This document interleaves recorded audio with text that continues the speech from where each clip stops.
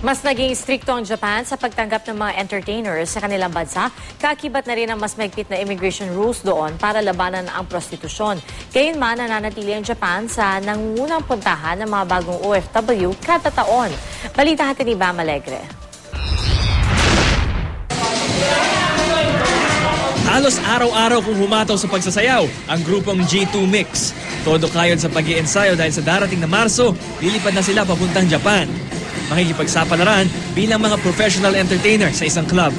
Nag-apply kami, mga 6 months siguro. Mahigit din 6 months. Tagal. Kasi dapat December, tapos na-move lang ng move. Siyempre, practical na rin po ngayong panahon na to. Mahirap din yung dito, yung mahirap pumahat ng trabaho. Tapos, may talent din naman po kami sa pagsayaw, edi yun na lang gamitin namin. Kung tutuusin, maswerte sila Giselle at Wendy dahil natanggap sila kaagad. Mahirap na kasi makapasok ngayon bilang mananayaw o musikero sa Japan. Kailangan may kaukulang karanasan, dokumento at talento. Noong 2005, naging istrikto ang Japan sa mga panuntunan para sa mga entertainer. Hindi na kinikilala ang lumang mga papeles kaya nahihirapang makabalik ang ilan nating mga kababayan. Nawalan kami ng trabaho almost 3 years, ganun. Hindi katulad before na napakaluwag. Noong 2004, tinatayang mahigit 40,000 na mga performer ang naipadala ng Pilipinas sa Japan. Pero bumaba ang bilang na ito noong 2006, naging mahigit 4,000 na lamang. At ngayong taon, tinatayang mahigit 1,500 na mga performer na lamang ang nakakarating sa Land of the Rising Sun. Naghigpit ang Japan dahil hindi lahat ang nakakarating doon may talento sa pagsayaw at pagkanta at may mga aligasyon din ng human trafficking.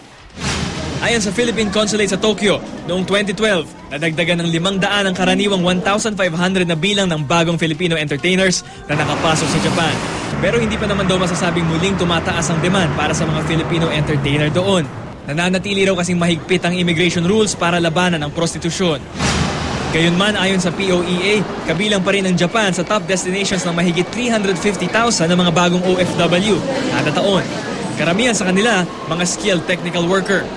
2/3 ng mga new hire deployments napupunta sa Middle East, and then the remaining 1/3 sa Southeast Asia. So yung training program na yan involves construction, mga welders, ganyan, and then some are in the agricultural field. Paalala rin ng pamahalaan sa mga nais maghanap buhay sa ibang bansa, maging mapanuri sa pipiliing recruitment agency para hindi malinlang. And then of course, to deal with only licensed agencies at ang mga registered foreign employers ayon sa talaan ng POEA. Mag-ingat lang po, maging matalino at huwag magpaloko. I-search nila yung license number ng agency, kung talagang legal, tapos kung gaano na ito katagal at saka kung anong klaseng processing nila. Bam Alegre, GMA News.